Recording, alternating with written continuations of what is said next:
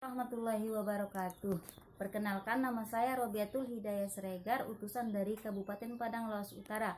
Pada kesempatan kali ini saya akan mempraktekkan video yang diambil dari modul kesehatan dan gizi sesi 2, langkah 2, poin A sampai poin E. Ya, assalamualaikum warahmatullahi wabarakatuh. Ibu-ibu yang cantik, apa kabar ibu? Baik. Sehat? Sehat. Apa yang tidak sehat? Kantong. Bentar bu, bentar lagi ada pencairan, itu akan kembali sehat. Oke bu? Oke. Iya. Jadi terima kasih ya bu, udah datang ke pertemuan ini dengan jiwa-jiwa yang masih semangat.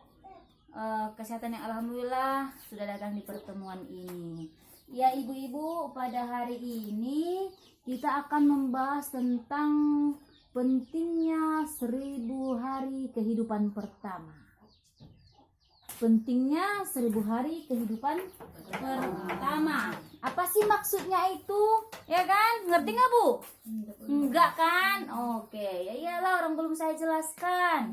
Iya, itu maksudnya adalah 1000 hari pertama kehidupan itu adalah anak dimulai dari kandungan sampai 2 tahun. Jadi itu kurang lebih usia anak adalah 1000 hari. Makanya dikatakan 1000 hari pertama kehidupan. Kenapa penting sekali membahas materi tersebut? Saya yakin di sini ibu-ibu masih produktif. Ya kan bu? Iya. Ibu ada di sini yang lagi hamil bu? Saya bu. Ibu, iya. Ibu yang punya balita. Iya bu. Berapa bu umurnya?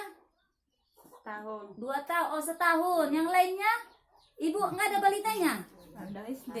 SD. Oh, SD. Ibu ada yang 2 tahun? Ibu 5 tahun. Oh, berarti yang punya balita Ibu Fitri sama Ibu. Oke. Jadi kenapa sih harus dibahas tentang 1000 hari 1000 hari ini? Karena ternyata pada masa itu adalah pembentukan fisik tubuh dan juga otak, kecerdasan. Pada saat itulah sangat penting untuk diperhatikan. Apalagi pada saat ibu sedang hamil. Jadi asupan yang dikonsumsi ibu hamil itu harus betul-betul diperhatikan bu. Karena pada saat si bayi di kandungan itu akan dibentuk bagaimana fisik dan otaknya. Jadi anak yang cerdas, anak yang sehat itu lahir dari ibu yang betul-betul memperhatikan gizi pada saat hamil. Iya bu, jadi ibu selama masa hamil ini sangat diperhatikan bu makanannya ya. Jangan makan makanan yang sembarangan. Contoh biasa itu di kampung ya bu, kalau lagi hamil muda pengen yang asam-asam, selalu tiap hari makan mangga, itu kurang bagus juga. Nanti anak di dalamnya terganggu dengan zat asam yang terlalu berlebihan. Jadi itu betul harus diperhatikan. Jadi ibu harus diperhatikan gizinya. Ibu hamil, bayi, dan juga balita umur 2 tahun ke bawah. Jadi bu, kalau dibilang asupan gizi itu nggak harus mahal, nggak harus daging tiap hari, nggak harus ayam, ikan. Ibu tahu nggak? Ternyata loh bu, tahu tempe itu lebih tinggi proteinnya daripada daging dan ayam. Tempe? Iya, tahu dan tempe. Daripada ikan, hanya ikan salmon yang lebih tinggi proteinnya. Ikan salmon itu mahal loh bu. Itu kenapa mahal? Karena ikan di paling laut yang paling dasar. Jadi harganya hanya orang-orang kaya yang bisa makan. Saya bu melihat aja nggak pernah apalagi makan. Ibu? Sama. Jadi bu, saya pribadi sekarang sudah mempraktekkan. Untung-untung memang bisa berhemat.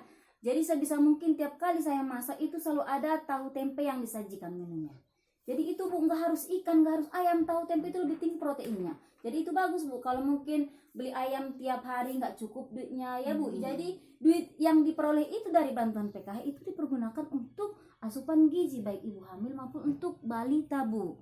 Jadi jangan dibuat untuk beli yang lain, jangan beli baju, jangan beli ini, tapi untuk asupan gizi tadi biar lahir anak sehat. Karena anak yang sehat, anak yang tinggi, anak yang pintar itu adalah yang betul-betul diperhatikan gizinya dari dalam kandungan.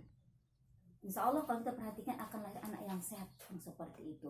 Nah, di sini kita akan menonton video, Bu, bagaimana ternyata ibu hamil itu sangat betul-betul membutuhkan asupan gizi sehingga terciptalah nanti anak yang sehat lahir dan batin, yang cerdas secara intelektualnya. Oke, ini Bu, mari kita sama-sama tonton, Bu. Dah.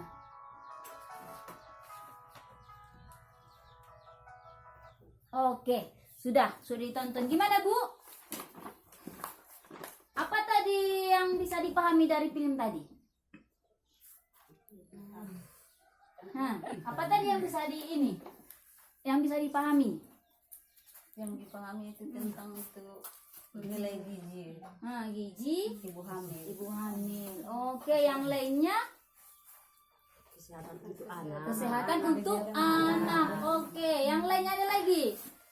Selama hamil harus imunisasi minimal berapa kali? 4 kali. Jadi anak pun harus diimunisasi. Itu tadi luar biasa, Bu, filmnya. Ternyata kita tidak bisa main-main karena itu masa, kalau istilah pendidikannya namanya masa keemasan.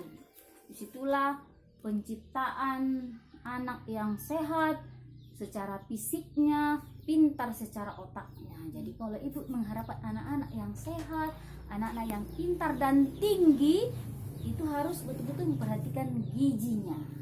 Oke, Bu, kalau seorang ibu hamil ataupun anak kekurangan gizi, maka itu akan memiliki dampak. Ini dia ada di sini, dampak kekurangan gizi. Di sini ada bayi, anak, remaja, dewasa, dan sudah menikah. Jadi ini merupakan suatu sama lain, ada keterkaitannya, Bu. Jadi kalau dari bayi dia tidak sehat, maka kemungkinan sampai dewasa dia juga akan tidak sehat. Nah, contoh ini ada bayi yang kekurangan gizi, yang dari keluarga kurang mampu, yang juga tidak mau memperhatikan gizi masa hamil, maka akan lahir bayi yang mengalami gangguan pertumbuhan dan mudah sakit. Jadi kalau waktu hamil tidak diperhatikan asupan gizinya, maka akan lahir anak yang mudah sakit, pertumbuhannya itu terganggu. Itu dia. Kemudian ketika dia sudah beranjak usia 3-4 tahun, anak yang kekurangan gizi, gangguan pertumbuhan anak pendek, namanya stunting. Stunting ini adalah tinggi badan tidak sesuai dengan umur. Contoh, ada anak si ibu A, umurnya 4 tahun, si ibu B juga 4 tahun, tapi si ibu A ini anaknya masih pendek. Beda dari orang normal.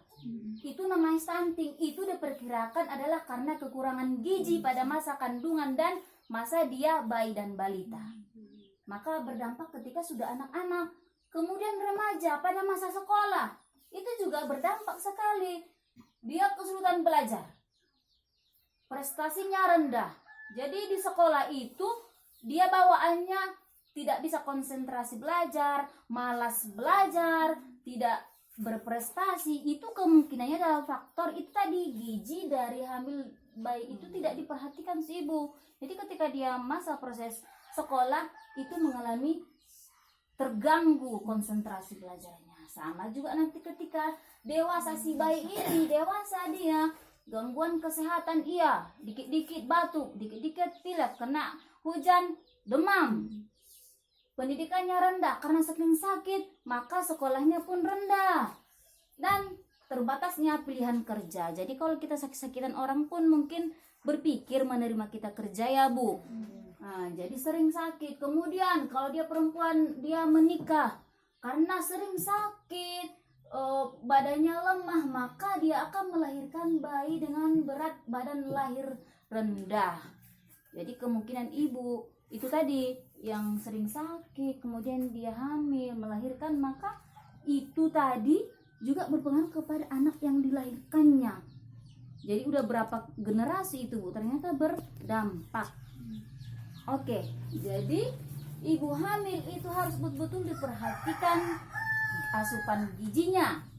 Gak usah harus yang mahal, Bu. Itu tadi sudah saya jelaskan. Tahu tempe pun, tahu tempe sayur kan bisa, Bu, ditanam di belakang rumah.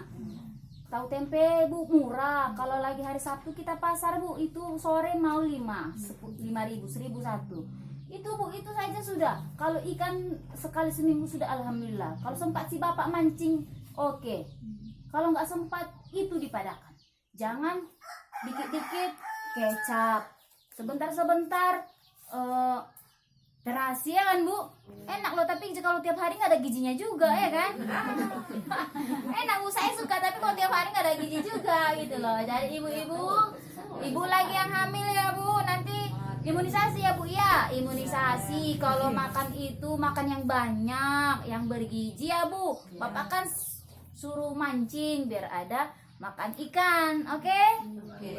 Oke Bu, sehat? Sehat. Lanjut. Oke, terima kasih untuk hari ini. Mudah-mudahan kedepannya kita lebih bisa memperhatikan kesehatan kita, gizi anak-anak kita, biar tercipta anak yang sehat, yang intinya nanti berimbas kepada keluarga yang sakinah, mawaddah, warahmah. Oke, untuk hari ini ucapan hamdalah, alhamdulillahirabbil alamin. Assalamualaikum warahmatullahi wabarakatuh. Waalaikumsalam.